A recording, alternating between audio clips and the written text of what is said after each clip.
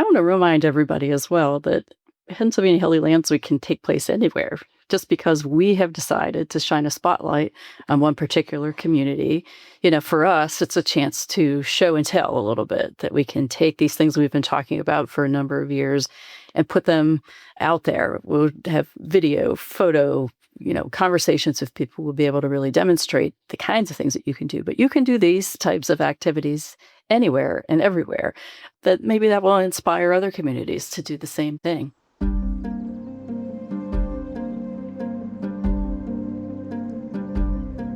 Imagine a place where stress fades, fresh air fills your lungs, and adventure awaits around every corner. Welcome to Think Outside, the podcast that inspires you to explore, connect, and embrace the outdoors. Welcome to Think Outside with the Pennsylvania Parks and Forests Foundation. I'm your host, Marci Mowery, and today Amy Hill is joining me, and we are going to discuss Pennsylvania Healthy Lands Week. We spoke a little bit about this about a year ago this time, but there's a new twist to Healthy Lands Week, and we're pretty excited to share that with you. Welcome, Amy. Thank you, Marci. So do you want to lead with sharing what the twist is this year? Well, the twist for Pennsylvania Healthy Lands Week this year is we are putting a spotlight on one particular community and all of the wonderful things that Pennsylvania has to offer. And this year it is Bedford County, Pennsylvania, and what the community can do to express their stewardship for the beautiful things that are located there in that county. So is it throughout the county that the Healthy Lands Week will be taking place? Yes. So we have a number of different volunteer opportunities throughout the entire county, 3 different state parks and a state forest, as well as some other properties throughout the county. Will be opportunities for both residents, citizens of that county, and any visitors as well could come and play a role in stewardship in those wonderful places.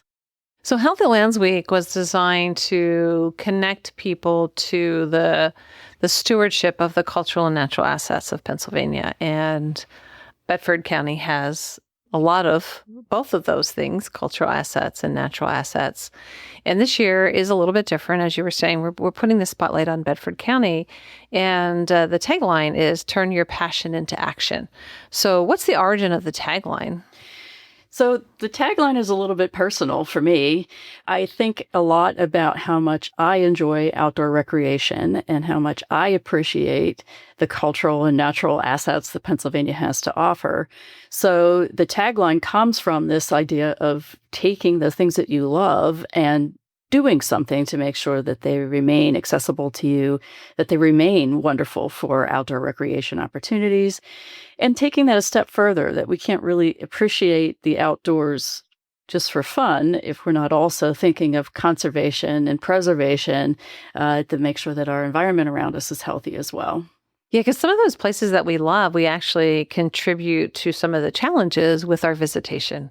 When you have a lot of visitors coming to an area, maybe you're wearing down a trail, or you're introducing invasive plants with, seeds on your clothes or seeds stuck in your shoes.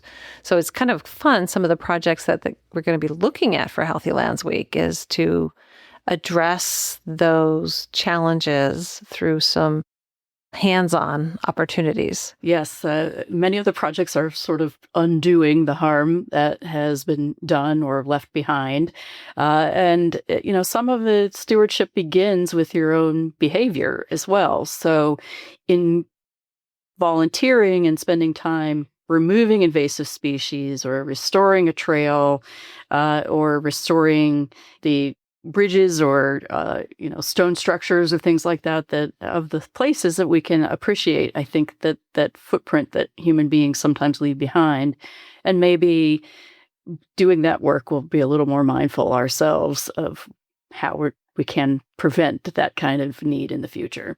Let's start with Buchanan State Forest, because that's an area where there will be some projects. And you and I both had the opportunity to go look at those projects on the ground. And my recollection is there are 2 Civilian Conservation Corps camps where volunteers will have a chance to not only see the remains of the camps, but maybe help to find some of the footprints of the structures. One of those camps was an African American Civilian Conservation Corps. And for those who are unfamiliar with the Civilian Conservation Corps or the CCC, this was a work employment program during the Great Depression. Hired young men, or the boys as they were called, between the ages of 17 and 23, and provided them not just with employment, but with job training, education, 3 meals a day. This was a time when food was scarce. And so being able to go in there and not just see that history, but help to preserve it to me, is a really unique opportunity and a fun opportunity. Yeah, absolutely. There's certainly a legacy there. And I think it ties in with that important investment that we as communities make in these spaces, that preserving the history, telling that story, thinking very much of the work that those young men did way back during the Great Depression and what needs to be done now. There's still young people who have that need to get involved and to learn those skills. And much of the infrastructure that we know, the parks that we know, were built by those people back in those days. The Conservation Corps, made a real impact on the spaces that we know and love all these years later. So I think that's a great example of ways that you kind of can do something now that connects you to the history of it, but also preserves it for the future. Yeah, I agree. Another project is looking at climate resiliency, and there were some trees planted that were not typical to our range. They're more southern species, but we're having longer, hotter summers. And so volunteers will be, looking at those plants, helping to clear them out. Maybe we're putting around some protective cages. So contributing to our knowledge base of how we prepare ourselves as, our tree and plant species change here in Pennsylvania, because we need our trees. They provide so many functions for us, and if we're not prepared, we could experience some adverse things, for lack of a better word. Yeah, I think some of the adverse effects of climate change is already present in our woods, and so the project that you're talking about, where we're taking a look at these trees and researching them and making sure that we're learning all that we can so we can protect ourselves in the future, that we can stay ahead of it. And that's a really important part of stewardship, I think. So not just because trees are great, but because if our human existence depends on a healthy environment around us. Trees are great, though. We're going to be planting them in both Warriors Path and Shawnee.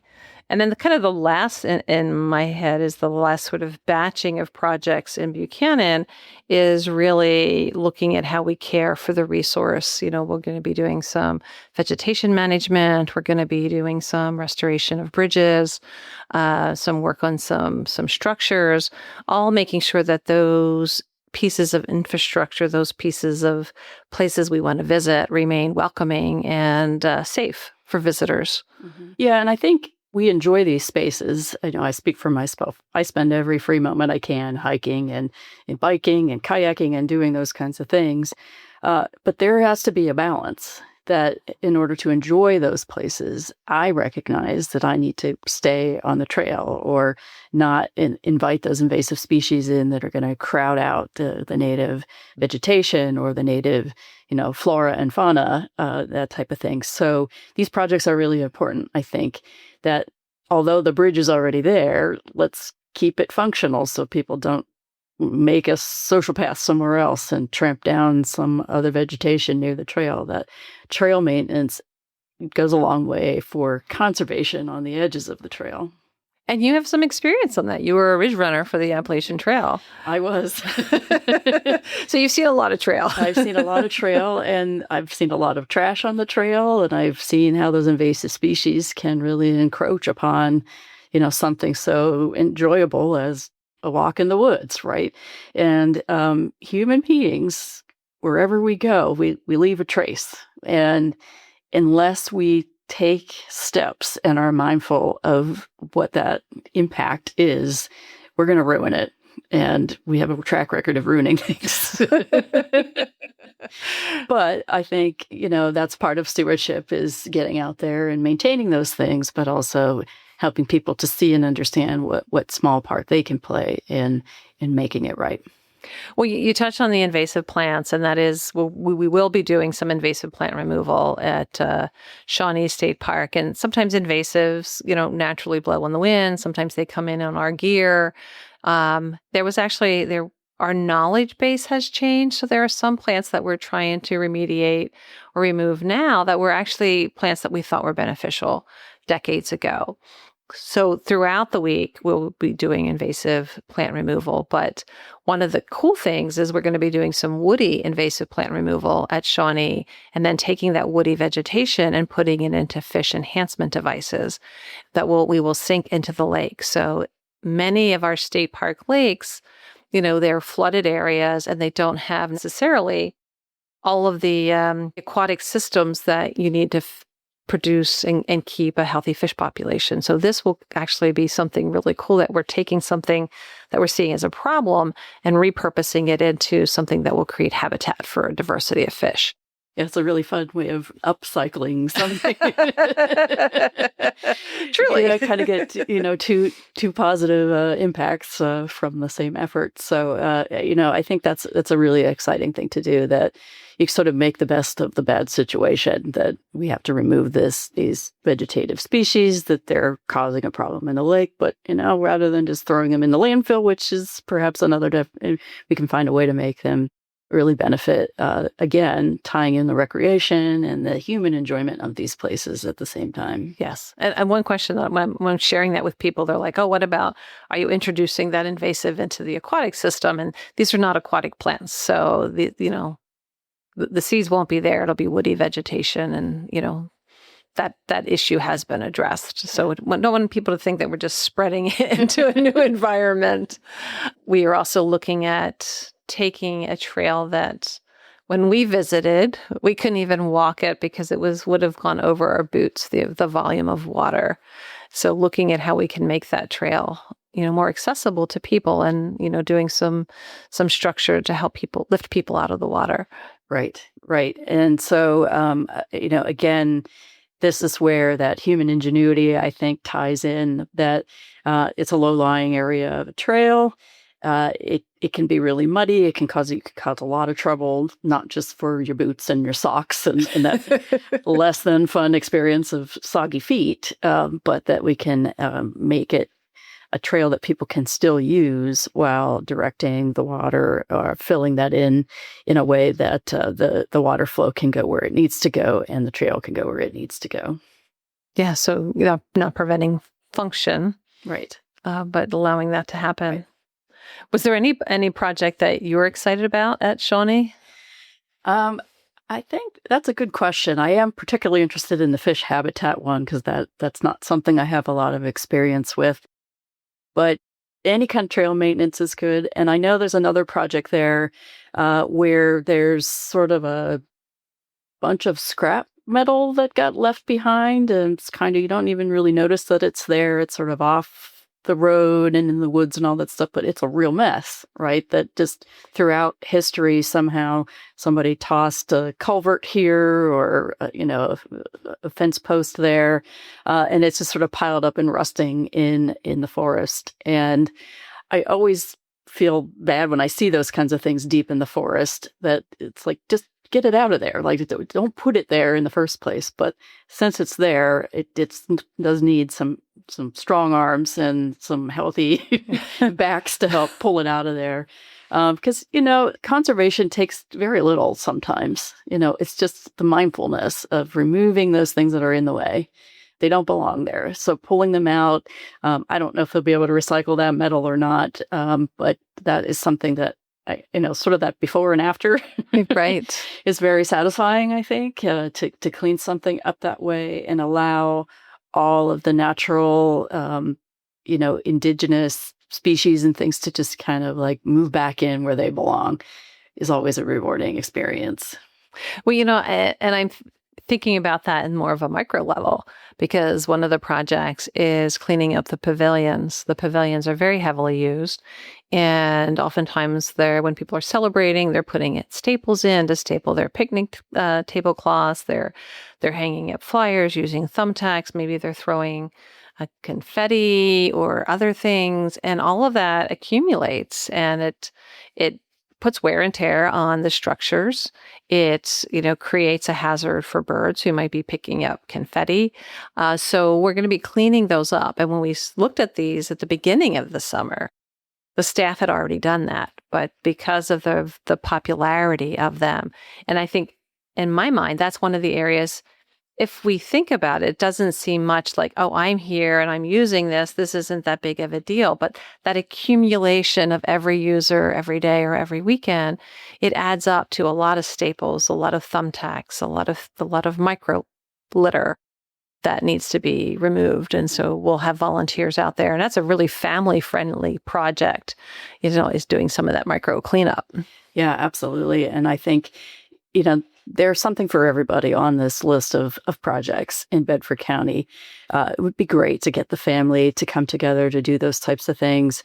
Maybe there's a service project for, teenagers or college students, or inviting companies to get, it's a great team building project to roll up your sleeves and to get out and to work together to accomplish something, to have a before and after kind of experience for cleaning something, for removing something, for, improving something. And so there's going to be many opportunities, I think, for anyone and everyone in the community to get involved and to demonstrate their stewardship of Pennsylvania's healthy lands, at least Bedford County's healthy lands this year. Well, and we hope to take this to another county next year. So this is really our pilot project. And, I do want to emphasize that it's not just volunteer projects. There'll be some educational opportunities. There'll be some other things that you can do to participate. There might be some virtual opportunities to participate. So keep an eye on the PAHealthyLandsWeek.org website. And that's where you can sign up for the opportunities. You can say, hey, I'm bringing out my entire staff to do this, and let us know, we'll be prepared for you. We want it to be a positive experience for all of the participants. We're going to have little giveaways every day. We'll do a prize drawing among all the people that participated in that particular day. And we're going to be in multiple locations. So it might be an opportunity for you to visit someplace you haven't been to before and make a difference. Or it might be the place that you go every time you have an opportunity. It's a wonderful time of year to visit Bedford County. So we're excited to be doing that. But I want to remind everybody as well that Pennsylvania Healthy Lands Week can take place anywhere. Just because we have decided to shine a spotlight on one particular community, for us, it's a chance to show and tell a little bit, that we can take these things we've been talking about for a number of years and put them out there. We'll have video, photo, conversations with people. Will be able to really demonstrate the kinds of things that you can do. But you can do these types of activities anywhere and everywhere. Marci, the Parks and Forest Foundation, has friends groups all over the place. There are all kind of projects going on year round. There are lots of different opportunities for people to get involved. So learning about stewardship and choosing to turn your passion into action is something you can do anywhere and everywhere. And we hope that by showcasing what people in Bedford County, and you don't have to live in Bedford County, you're more than welcome to come visit. It's a great time to do both. That maybe that will inspire other communities to do the same thing. Yeah, I love that. And when you're saying it's a great time, this kicks off on September 26th, which is also National Public Lands Day. It goes until October 4th, which is a walk in Penn's Woods. But in Bedford County, it's their Fall Foliage Festival. So you think about it, that they've chose that time for a reason. So, making Bedford County a destination to be a part of Healthy Lands Week could be rewarding in so many different ways. Mm-hmm.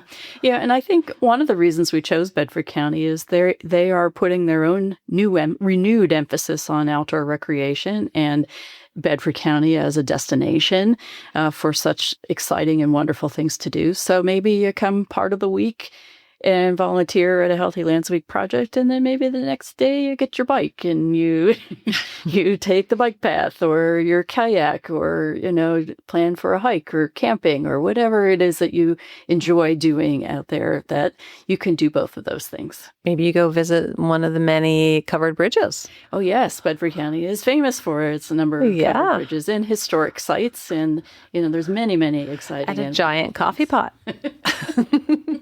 And really good farm-to-table food. A lot of good eating opportunities. So come on out.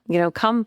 If you don't have an opportunity to come and participate with Healthy Lands Week, put Bedford County on your list of places that you want to visit, and visit Shawnee State Park, Warriors Path, Blue Knob, or Buchanan State Forest, and as well as the other amenities that exist there in Bedford County.